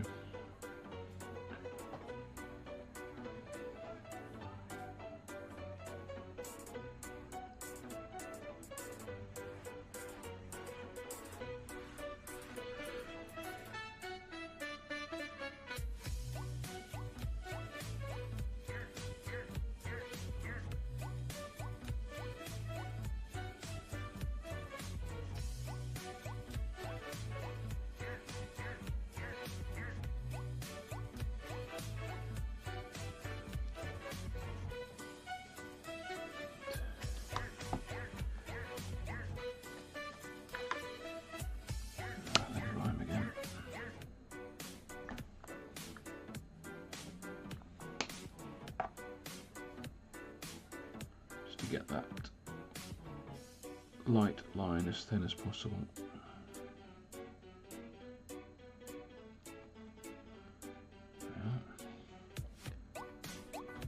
And we're going to stick a bit of gloss varnish on that just to finish the effect. But you can see how that kind of looks like a glowing. Well, I'm not going to tell you what you can see and can't see. I think that's what it looks like. You can tell me whether that looks like what it is.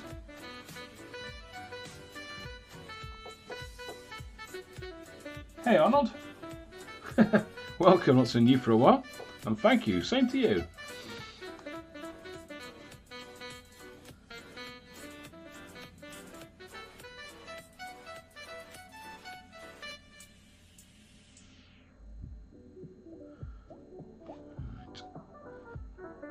Yeah, I'm going to do that now. I'm going to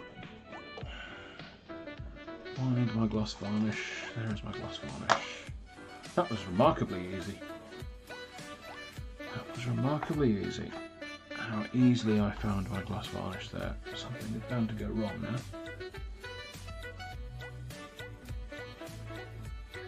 Like me needing more gloss varnish. Thankfully I don't need much, just a bit on the end of the brush there.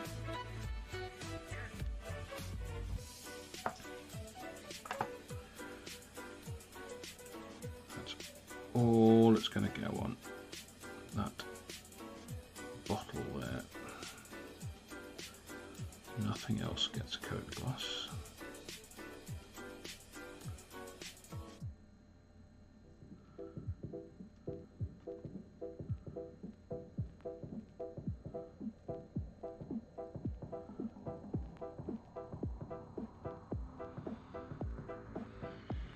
There we go.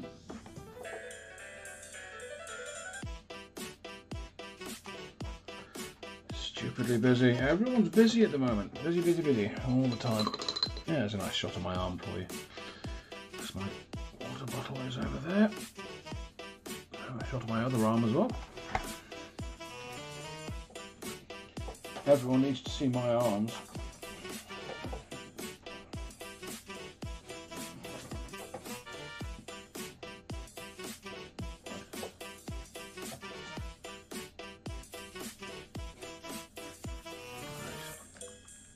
I think now what I'm going to do is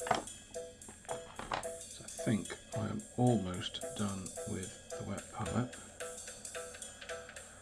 Or at least we can cover it up temporarily, because I'm going to reach for the metallic paints, because I don't do NMM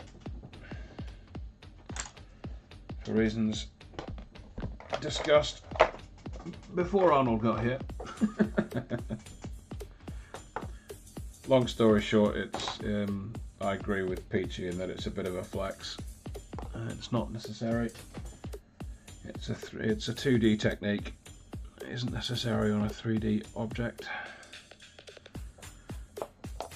So right, that's gold. I don't need that. I need.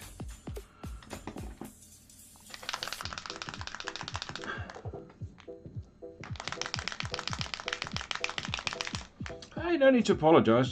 Just show up on time next time, eh?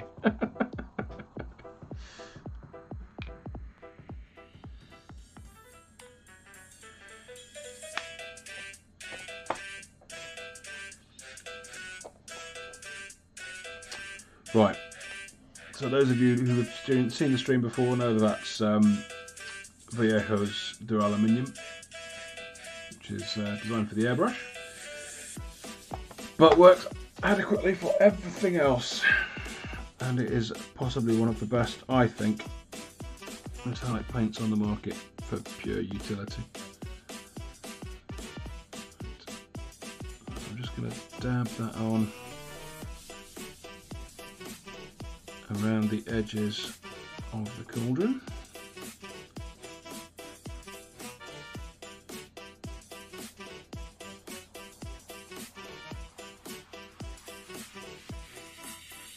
I kind of want that cauldron to be copper in colour. I'll do that in a sec. I'll do that in a sec.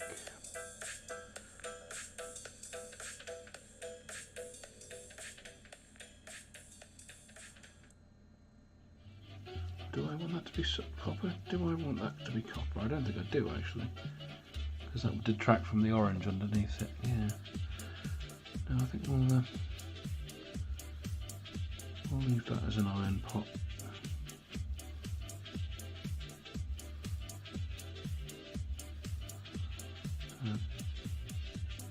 Just half dry brushing, half stippling the metallic paint on there.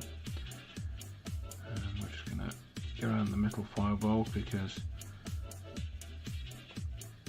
goblins are exactly that crazy to have a metallic bowl full of coals on their head.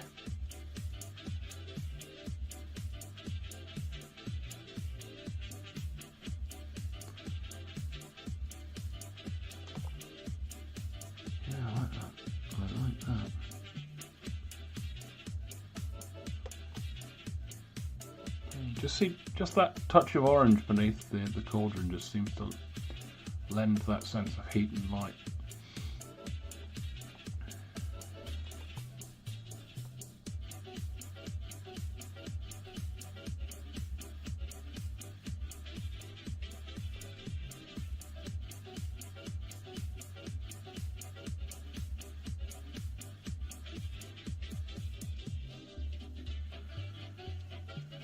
Up the nails,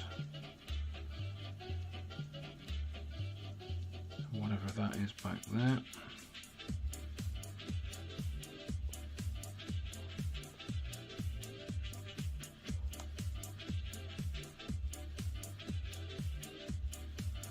Don't know what I'm going to do with that mason jar. Answers on a postcard. I'm not entirely sure what colour I want that to be. I think it's probably going to be terracotta or something of that ilk.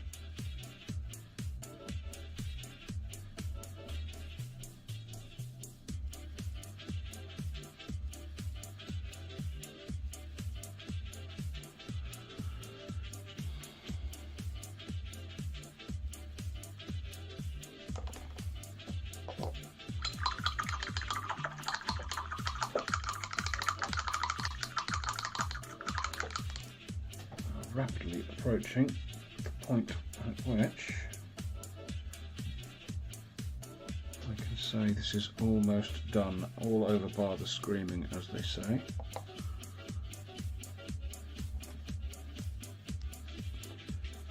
Well, as they would say if there was screaming and everything else was over.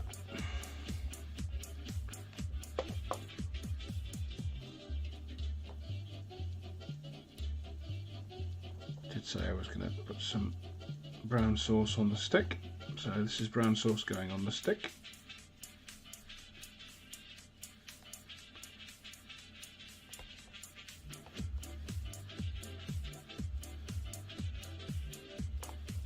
Because it also needs to go on the metal.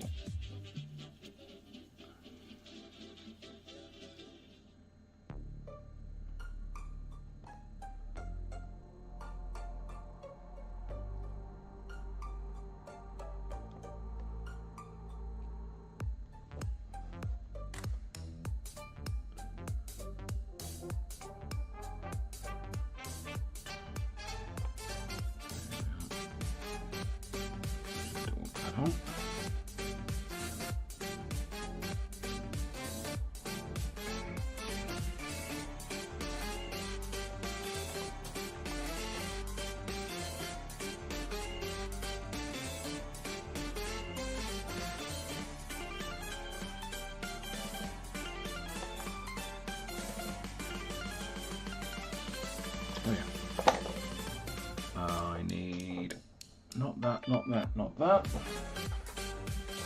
Not that either. Not that. Actually, that might help actually. There it is, that's what I need. So I'm just going to paint up the base now. With AoS Dunes. Thin it down a bit, go a bit further.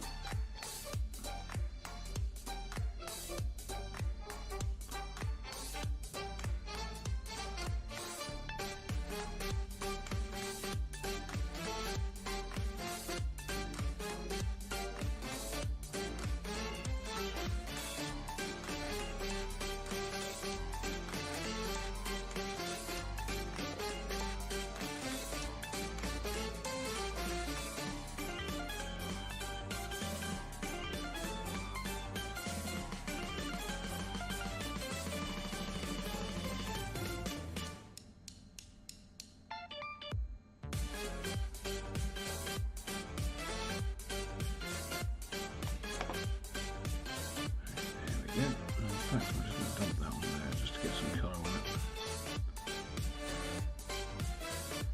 What I'll probably end up doing is painting the goop in green, but we are running out of time here. Holidays or no holidays, unfortunately I have to be in work tomorrow early in the morning. So I'm rushing a little bit. I hope you don't mind to get this to the point where I wouldn't be ashamed to put it on a table, and I think we are more or less there. There is one thing that I'm doing with my goblins that I do with nothing else I paint, and that is these guys do not have a black base rim.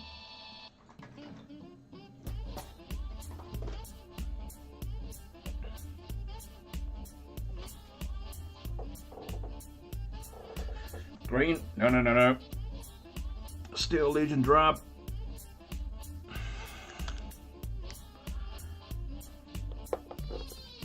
Which is what Games Workshop use. Or they might use XV88, which is pretty much the same colour.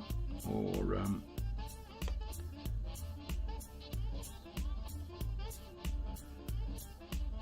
any one of half a dozen other colours which are pretty much the same colour as well. But I'm using Steel Legion drab.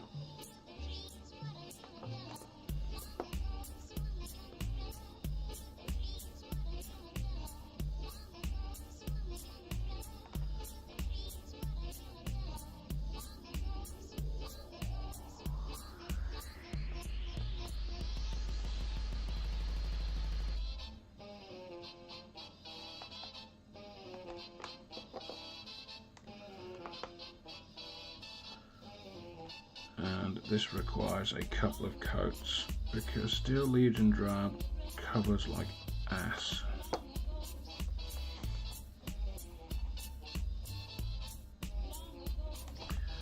Okay, we're gonna play that game, right? Okay. Remember this guy?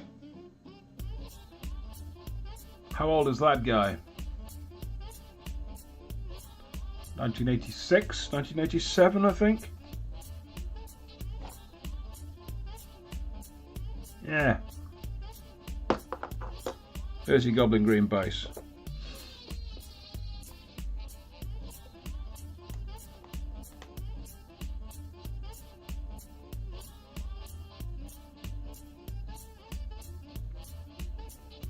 I was there, Gandalf.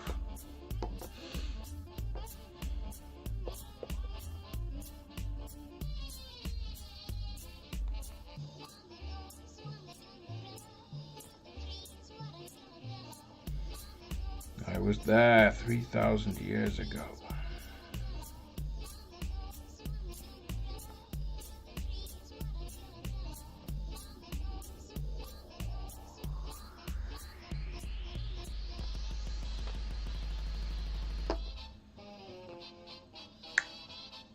Right.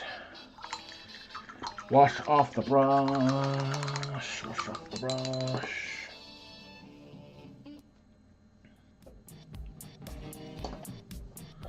And there you go. Doesn't he look cool?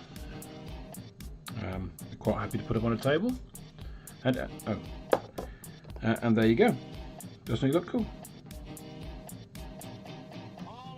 Quite happy to put him on a table. I will carry on picking away at him because there's still little bits of areas I've missed and areas where the paint's chipping away. So there's still a little bit of work to do and a little bit of elevation to do, shall we say, just to bring him up to parade level, as they like to call it. But I'm quite happy with him. I think he will do for an Instagram photo. So there we go. And I'm going to call it a night there. I think that's my 2 hours. Yeah, happy with that. Cool. Right, so if there's anyone watching that doesn't normally watch and you like what I do, find the subscribe button. I don't know where I left it. It'll be on YouTube somewhere. And hit that. Hit the notification bell and all that good stuff. Drop me some comments in the comments section. Ask me questions. I'm quite happy to assist with painting tips and all sorts of stuff like that. But in the meantime, I think that's me done for now. Thank you all for showing up. It's good to see you. Good to see you, Arnold. Not seen you for quite a while.